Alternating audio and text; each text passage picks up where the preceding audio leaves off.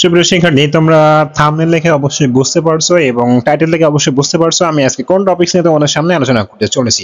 তো সবাই খেয়াল করো, এখানে বলা হয়েছে মাধ্যমিকে অবশিষ্ট 4 মাসের জন্য শিক্ষাক্রম 2012 প্রয়োগের দাবি। এখন কথা হলো আমাদের মাধ্যমিক, আমরা যে 6 to 9 যে মাধ্যমিক পর্যায়ে রয়েছি, যারা পরীক্ষা দিয়েছিলাম 4টা পরীক্ষা দেওয়ার পরে বাকি 6টা পরীক্ষা আমাদের স্থগিত হয়ে যায়। তো এখন কথা হলো এই যে 6 to 9 যে ক্লাসগুলো রয়েছে, বাকি যে 4টা মাস রয়েছে, যদিও 4টা মাস অবশ্য নাই, 3টা মাস রয়েছে। তো এই 3টা মাস কি 2012 সালের যে শিক্ষাক্রম সে অনুযায়ী হবে কিনা, অর্থাৎ পূর্ব যে তোমাদের কারিকুলামটা ছিল সৃজনশীল আকারে, সেই কারিকুলামে তোমাদের হবে কিনা সেটা নিয়ে আজকে তোমাদের বিস্তারিত বলতে চলেছি। তো ফার্স্ট আমি তোমাদেরকে রিকোয়েস্ট করব যে অবশ্যই আমাদের সাথে থাকবা, পুরো ভিডিওটা দেখার চেষ্টা করবা এবং ভিডিও শেষ বরাবরে আমি তোমাদের এর অ্যাকচুয়াল যে উত্তরটা সেটা তোমাদের মাঝে আমি শেয়ার করব। তো চলো ফার্স্টে আমরা এটা একটু পড়বো, তারপরে তোমাদেরকে আমি এর বিষয়ে আলোচনা করবো। দেখো বলা হয়েছে যে অন্তর্বর্তীকালীন সরকারের শিক্ষা উপদেষ্টার অধ্যাপক ডক্টর ওয়াহিদ উদ্দিন মাহমুদ দায়িত্ব গ্রহণের পরপরই নতুন শিক্ষাক্রম নিয়ে যে মন্তব্য করেছেন তাকে যৌক্তিক, সময়োপযোগী ও জন আকাঙ্ক্ষার প্রতিফলন বলে মনে করে বিশ্ববিদ্যালয়ের শিক্ষকদের সংগঠন university teachers association of Bangladesh. শিক্ষা খাতের সংকট সমাধানের লক্ষ্যে ইউট্যাবের নির্বাহী কমিটির সভায় আলোচনা পর্যালোচনা শেষে নির্দিষ্ট কয়েকটি প্রস্তাবনা দিয়েছে সংগঠনটি। অর্থাৎ এখানে বলা হয়েছে যে আমাদের টিচার্সের যে অ্যাসোসিয়েশনটা রয়েছে তারা মনে করে যে আমাদের নতুন কারিকুলামের যে পদ্ধতিটা এটা আসলে যৌক্তিক নয়। এবার দেখো বলা হয়েছে রবিবার 25শে আগস্ট ইউট্যাবের প্রেসিডেন্ট অধ্যাপক ডক্টর ABM ওয়াবাদুল ইসলাম ও মহাসচিব অধ্যাপক ডক্টর মোরশেদ হাসান খান এক বিবৃতিতে বলেন, অন্তর্বর্তী সরকারের শিক্ষা উপদেষ্টা অধ্যাপক ডক্টর ওয়াহিদ উদ্দিন মাহমুদ দায়িত্ব গ্রহণের পরপরই নতুন শিক্ষাক্রম বাস্তবায়নের উপযোগী নয় এবং তা পরিমার্জন করা জরুরি বলে তার অবস্থান সুস্পষ্টভাবে তুলে ধরেছেন। অর্থাৎ আমাদের নতুন যে শিক্ষামন্ত্রী তিনি সুস্পষ্টভাবে বলেছেন যে এই কার্যক্রম, বর্তমান যে কারিকুলাম, এটা আমাদের জাতির জন্য ভালো নয়। তিনি নতুন শিক্ষাক্রমের বাস্তবায়ন যোগ্যতা, বিশেষ করে মূল্যায়ন প্রক্রিয়া নিয়ে প্রশ্ন তোলেন এবং তা কার্যকরী হবে না বলে মনে করেন। তিনি যথাসম্ভব আগের শিক্ষাক্রমে ফিরে গিয়ে পর্যায়ক্রমে তা পরিমার্জন করার মাধ্যমে শিক্ষার্থীদের শিক্ষা কার্যক্রমের ধারাবাহিকতা নির্বিঘ্ন রাখার উপর অধিকার গুরুত্বারোপ করেছেন। অর্থাৎ তিনি চাচ্ছেন পূর্বের যে কারিকুলাম সেখানে ফিরে যেতে এবং কিছু সংযোজন করতে। দেখো তারা আরো বলেন, বর্তমানে ষষ্ঠ, সপ্তম, অষ্টম শ্রেণীতে অধ্যয়নরত শিক্ষার্থীরা 25 সালে পরবর্তী শ্রেণীতে উত্তীর্ণ হওয়ার পর আগের শিক্ষাক্রম অনুসারে অধ্যয়ন করতে শিখন ঘাটতি জনিত প্রতিবন্ধকতার সম্মুখীন হওয়ার ঝুঁকি থাকবে। এই ঝুঁকি নিরসনের লক্ষ্যে জাতীয় শিক্ষাক্রম 2012 এর আলোকে 2024 সালের অবশিষ্ট 4 মাসের জন্য ষষ্ঠ, সপ্তম ও অষ্টম শ্রেণীর প্রতিটি বিষয়ের একটি ব্রিজিং কোর্স প্রণয়ন ও বাস্তবায়ন করতে হবে।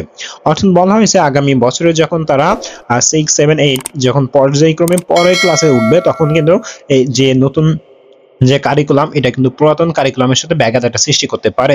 সুতরাং বলা হয়েছে যে এখন যে 4 মাসটা রয়েছে এই 4 মাসে যদি কিছুটা হলেও পূর্বের কারিকুলামটা অনুশীলন করানো হয় তাহলে কিছুটা হলেও তারা এর থেকে রেহাই পাবে।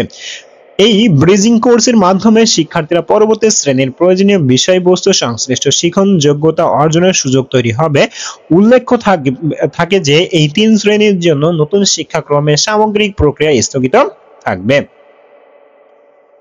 ইউটিএফ মনে করেন, প্রাথমিক স্তরের জন্য পরিমার্জিত নতুন শিক্ষাক্রমের সঙ্গে জাতীয় শিক্ষাক্রম 2012 এর অনেকটাই ধারাবাহিকতা রয়েছে।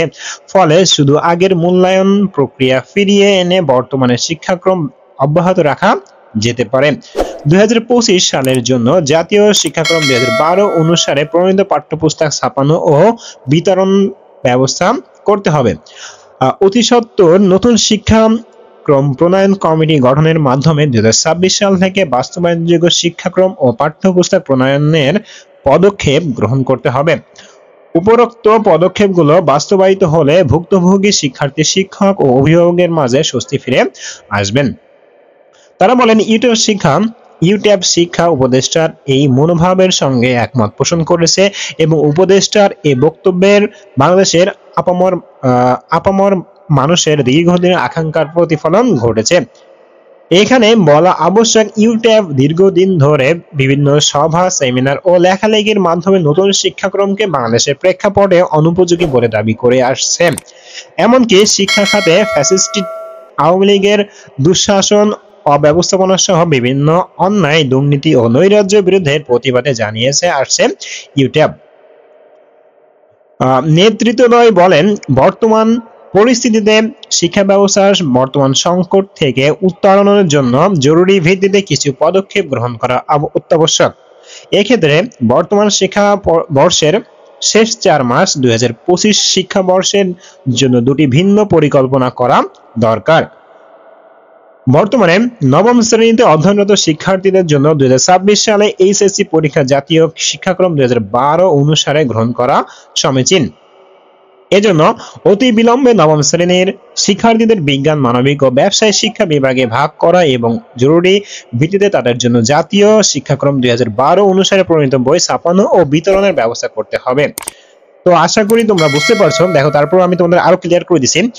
বই বিতরণের পূর্ব পর্যন্ত বইগুলো অনলাইন ভার্সন এনসিটিভির ওয়েবসাইটে আপলোড করে রাখা। এই কার্যক্রম যথাসম্ভব সম্পন্নের স্বার্থে বর্তমানে নবম শ্রেণীতে অধ্যয়নরত শিক্ষার্থীদের জন্য পরবর্তী 18 মাসের একটি একাডেমিক পরিকল্পনা প্রণয়ন করা। তো দেখো, আমি তোমাদেরকে এটা যদি ক্লিয়ার ভাবে বলতে চাই, তাহলে বিষয়টা হলো, দেখো তোমরা যারা 6 এ রয়েছো, 7 এ রয়েছো, 8 এ রয়েছো এবং নবম শ্রেণীতে রয়েছো, তো তারা যখন পর্যায়ক্রমে পরে ক্লাসে যাবা, তো আমাদের নতুন যে কারিকুলামটা ছিল এটার উপরে ভিত্তি করে বলা হয়েছে যে আমরা সকল যে শিক্ষার্থী রয়েছে, ক্লাস 9 এর যে শিক্ষার্থীগুলো রয়েছে, তারা কি করবে, তারা এর পরের বছর নতুন অর্থাৎ দশম শ্রেণীতে উঠবে এবং তার পরের বছর নতুন কারিকুলাম অনুযায়ী তারা এসএসসি পরীক্ষা দিবে। কিন্তু দেখো, ইতিমধ্যে তোমরা জানতে পেরেছো যে শিক্ষা উপদেষ্টা বলছেন যে পূর্বের কারিকুলামে ফিরে যাওয়া হবে। এখন যদি পূর্বের কারিকুলামে ফিরে যায়, তাহলে তারা যখন দশম শ্রেণীতে উঠবে, তখন পূর্বের যে কারিকুলাম অনুযায়ী এসএসসি পরীক্ষাটা হতো, তারা কিন্তু সেটা আসলে অ্যাডজাস্ট করতে পারবে না। এবং আরো একটি বিষয়, যে যারা অষ্টম শ্রেণীতে পাশ করে যখন নবম শ্রেণীতে যাবে, আমরা জানি যে গত যে কারিকুলামটা ছিল সেখানে নবম শ্রেণীতে যে 3টা ভাগে ভাগ হয়ে যেত, সায়েন্স, আর্টস, কমার্স এইভাবে। ঠিক তেমনি এই সবকিছু যেন গতানুগতিক ভাবে চলতে পারে এবং কোন রকম যেন সমস্যা না হয়, সেই জন্য মূলত দাবি তুলেছে ইউট্যাব অর্থাৎ শিক্ষক অ্যাসোসিয়েশন দাবি তুলেছে যে এখন যে অবশিষ্ট যে সময়টুকু রয়েছে, সেখানে যেন পূর্বের যে কারিকুলাম সেই কারিকুলামের যে বইপত্রগুলো রয়েছে এখনো ওয়েবসাইটে, সেই বইয়ের আলোকে এখন যেন ক্লাস করা হোক। তাহলে কি হবে, তাহলে তারা অনেকটা সমস্যার সম্মুখীন থেকে ফিরে আসবে এবং এই যে নবম শ্রেণীতে যে 3টা ভাগে ভাগ হতে হয়, ঠিক একইভাবে তারা এই বিষয়গুলো খুব সহজে নিতে পারবে, কোনো রকম ঝুট ঝামেলা হবে না। তো এটা আর কি তোমাদের তুলে ধরা হয়েছে, দাবি করা হয়েছে। এখন দেখা যাক আমাদের শিক্ষা মন্ত্রণালয় থেকে কোন নোটিশ প্রদান করা হয়। আশা করি তোমরা গুরুত্বপূর্ণ নোটিশটা বুঝতে পেরেছো। এরকম গুরুত্বপূর্ণ নোটিশ পেতে এবং ক্লাসের ভিডিও পেতে আমাদের চ্যানেলটাকে সাবস্ক্রাইব করে রাখো এবং পাশে থাকা বেল আইকনটি বাজিয়ে রাখো এবং সাথে সাথে তোমরা আমাদের ফেসবুক পেজে ফলো দিয়ে সাথেই থাকো। ধন্যবাদ সবাইকে।